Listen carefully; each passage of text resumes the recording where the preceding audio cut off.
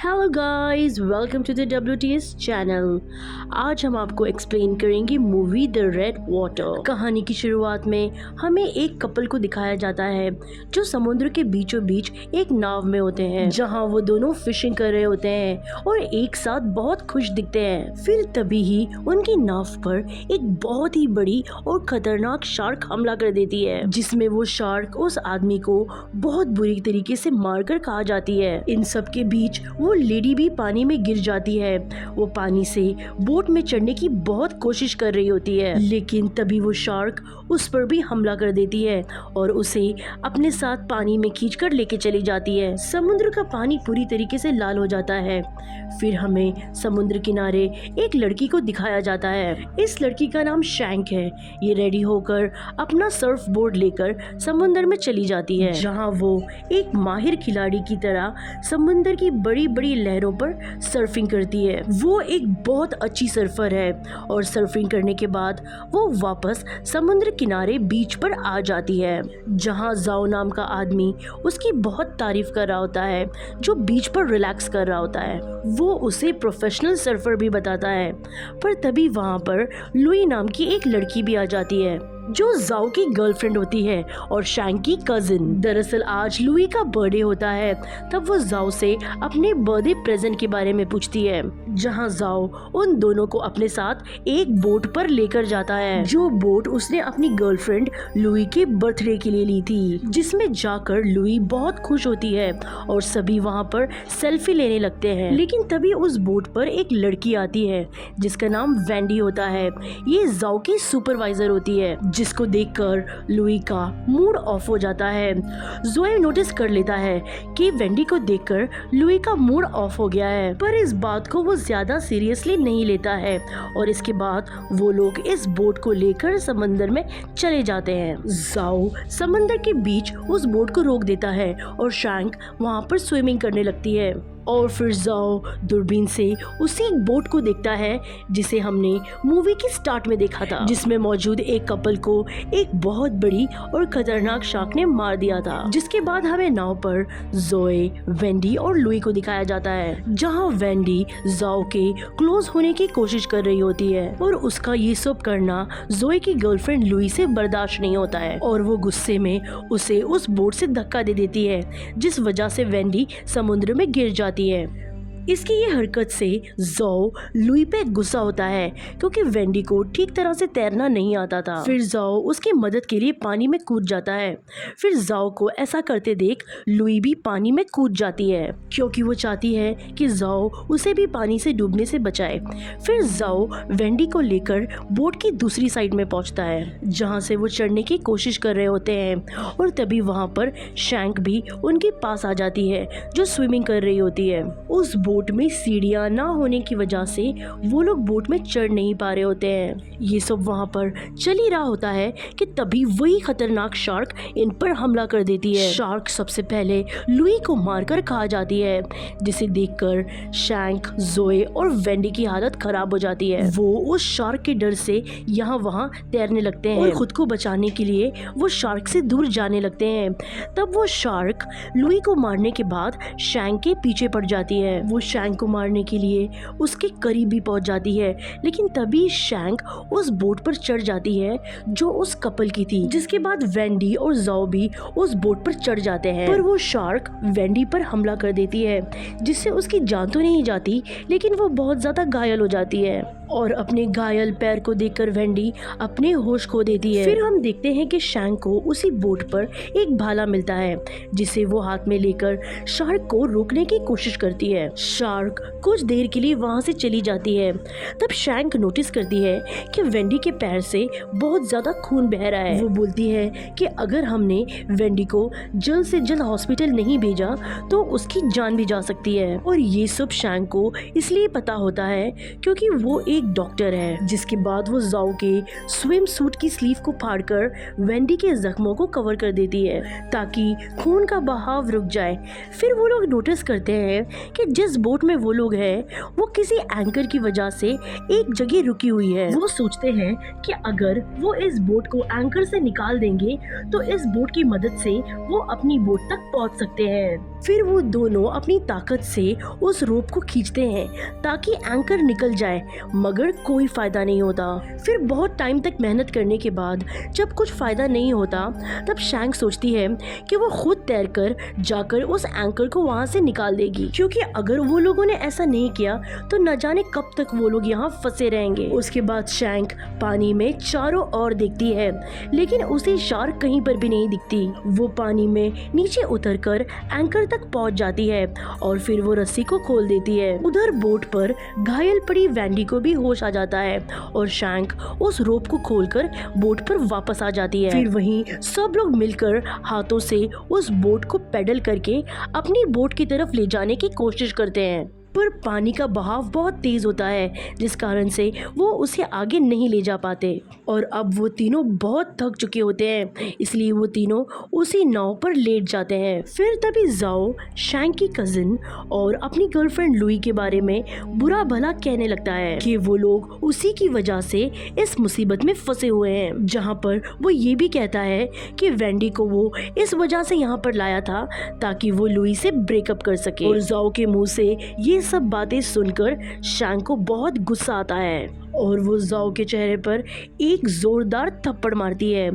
तभी वहाँ पर वो खतरनाक शार्क फिर से आ जाती है और वो शार्क उनकी बोट को टक्कर मारती है।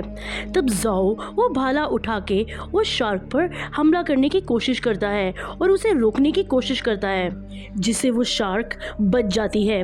फिर वो शार्क उनके नाव के नीचे से उन पर हमला करती है, जिससे वो नाव हवा में उड़ जाती है और पलटते पलटते रह जाती है। पर शार्क के जोरदार हमले की वजह से बोट डैमेज हो जाती है और बोट में पानी भरने लगता है, जिससे वो लोग अपने कपड़े से उसे रोकने की कोशिश करते हैं। पर जाओ तभी वेंडी को अपने साथ अपनी बोट में चलने को कहता है, क्योंकि इस बोट में रुकना सुरक्षित नहीं था। पर वेंडी जाओ को उसके साथ चलने से मना कर देती है, क्योंकि वो शैंक को यहाँ पर अकेला छोड़कर नहीं जाना चाहती थी। जाओ को यह सुनकर गुस्सा आ जाता है और वो वेंडी को उस बोट से नीचे धक्का मार देता है और खुद भी जंप करके अपनी बोट की तरफ तैरना शुरू कर देता है। तभी वो शार्क वेंडी के खून को सूंघ लेती है और वेंडी की तरफ बढ़ने लगती है। समय रहते ही शैंक वेंडी को बोट के ऊपर रख देती है और उसे बचा लेती है, जिससे वेंडी की जान एक बार फिर से बच जाती है। लेकिन जाओ अभी भी पानी में होता है, इसीलिए वो शार्क पानी में रहते जाओ की तरफ बढ़ने लगती है और जाओ भी अपनी बोट तक पहुंच जाता है और अपनी रस्सी को बोट पर अटका देता है, जिसकी मदद से वो बोट में चढ़ने लगता है।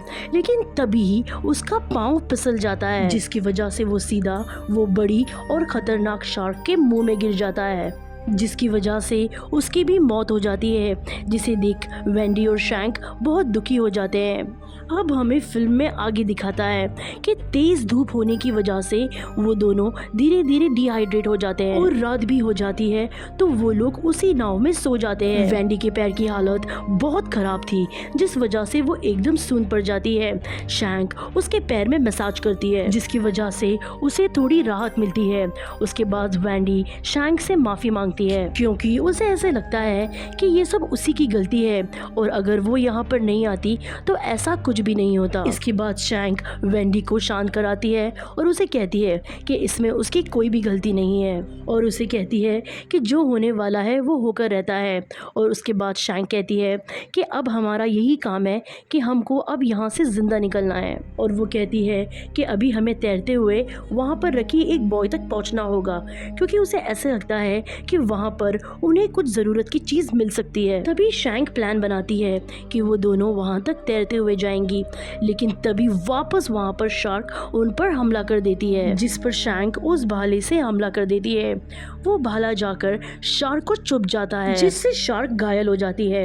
लेकिन घायल होने के बाद भी वो इतनी ताकतवर है कि वो उनकी नाव को पलटा देती है, जिससे वो दोनों भी पानी में गिर जाती है और वो दोनों तैरते हुए उस बॉय तक जाने लगती हैं। शैंक तो तैरते हुए उस बॉय तक पहुंच जाती है, लेकिन वेंडी का पाँव जख्मी होता है, जिस वजह से उसका खून बह रहा होता है, जिसकी वजह से शार्क वेंडी की तरफ तेजी से बढ़ती है और उसके बोए में चढ़ने से पहले ही वो उसे वहां पर हमला करके खा लेती है। अब शैंक को ये समझ नहीं आ रहा था कि वो क्या करे, क्योंकि एक के बाद एक उसके सारे दोस्त मर गए थे। कुछ देर बाद शैंक उस बॉय को चेक करती है, जहां उसे एक पानी की बोतल मिलती है, जिसे वो एक बार में पी जाती है, क्योंकि उसने सुबह से ना तो कुछ खाया है और ना ही कुछ पिया है। और उसी जगह पर उसे एक फ्यूल की बोतल और एक गन भी मिलती है और रात हो जाती है, इसलिए वो वहां पर लेट जाती है। लेकिन तभी ही उसे एक जहाज की आवाज आती है, जिसकी वजह से वो फ्लेयर गन का इस्तेमाल करती है, लेकिन वो शिप उससे दूर निकल जाती है, जिस वजह से शैंक की हिम्मत टूटने लगती है। लेकिन तभी ही शैंक के चलाते हुए उस फ्लेयर की रोशनी से शार्क एक बार फिर से उस पर हमला करने लगती है, जहां शैंक को फिर से एक बार वही भाला दिखता है, जिसे वो उठाकर शार्क पे फिर से एक बार हमला कर देती है। लेकिन अंधेरा बहुत होने की वजह से शैंक को वापस वो शार्क नहीं दिखती है। लेकिन तभी वो शार्क शैंक के ऊपर से एक लंबी छलांग लगाती है और इतनी बड़ी शार्क को देख के शैंक एकदम से डर जाती है और वो शार्क फिर उस बॉय के नीचे से हमला कर देती है, जिससे उस बॉय के टुकड़े टुकड़े हो जाते हैं और शैंक पानी में गिर जाती है। लेकिन शैंक हिम्मत नहीं हारती, वो उस भाले से उस शार्क पर हमला करते हुए एक छोटे से चट्टान के पास तैरकर जाने लगती है, जिसका पीछा शार्क करती है। लेकिन शार्क के हमला करने से पहले ही वो चट्टान तक पहुंच जाती है, जिसके बाद हम देखते हैं कि शैंक की जान फिर से एक बार बच चुकी है। उसके बाद फिर सुबह भी हो जाती है। शैंक अभी भी वही चट्टान पर है, जिसे वहां पर उसे पानी में तैरती हुई वही फ्यूल की बोतल दिखती है। तभी शैंक के दिमाग में एक आइडिया आता है, पर अभी भी शार्क उसी चट्टान के इर्द गिर्द घूम रही थी। शैंक उस शार्क के जाने का इंतजार कर रही थी और जब वो शार्क थोड़ा दूर जाती है, शैंक पानी में उतरकर उस फ्यूल की बोतल को ले लेती है और उस शार्क के आने से पहले वो उस फ्यूल की बोतल को लेकर चट्टान पर आ जाती है। फिर वो फ्लेयर गन को फ्यूल पर मारकर शार्क को मारने की कोशिश करने का प्लान बनाती है, जिसकी वजह से वो शार्क को अपने पास बुलाने के लिए एक शार्प स्टोन से अपने पांव पर कट लगाती है, जिस वजह से उसके पैर में खून निकलने लगता है और वो अपने पैर को पानी में डाल देती है ताकि उसके खून की महक से शार्क उसके पास आ जाए। और ऐसा करके वो उस शार्क के आने का इंतजार करती है। लेकिन वो शार्क बहुत ही चालाक होती है, इसलिए वो शैंक पर पीछे से हमला करती है, जिसकी वजह से वो पानी में गिर जाती है और फिर से एक बार हिम्मत करके वो चट्टान पर चढ़ जाती है। वो शार्क भी बार बार चट्टान पर चढ़कर शैंक को मारने की कोशिश करती है और शैंक भी मौका पाते ही उस फ्यूल की बोतल को शार्क के मुंह में फेंक देती है और उस फ्लेयर गन से शार्क के मुंह में गोली मारती है, जिस वजह से वो फ्यूल की बोतल ब्लास्ट हो जाती है और एक जोरदार धमाके के बाद वो शार्क घायल होकर पानी के अंदर डूब जाती है। फिर हम ये देखते हैं कि शार्क के घायल होने के बाद शैंक अपनी बोट तक तैरती है और थोड़ी देर में वो अपनी बोट पर चढ़ जाती है। शैंक ने बहुत ही बहादुरी से उस शार्क का सामना किया, इसीलिए वो यहाँ से बचकर चली जाती है। लेकिन फिल्म अभी तक यहाँ पर खत्म नहीं हुई है। इसके बाद हमें समुद्र में वही घायल शार्क को दिखाया जाता है, जिसके पीछे उससे भी बहुत बड़ी शार्क लग गई है और इस बार मरने की बारी उस शार्क की थी, जिसे वो बड़ी शार्क मारकर खा जाती है। और इसी के साथ ये फिल्म यहाँ पर खत्म हो जाती है। उम्मीद करते हैं कि आपको ये सर्वाइवल स्टोरी पसंद आई होगी। आज की कहानी में बस इतना ही। हम नेक्स्ट टाइम फिर मिलेंगे एक नई और इंटरेस्टिंग कहानी के साथ। अगर आपको हमारी वीडियो की एक्सप्लेनेशन अच्छी लगी हो तो वीडियो को लाइक ज़रूर करें और अगर आप हमारे चैनल पर नए हैं तो हमारे चैनल को सब्सक्राइब करें। Thanks for watching.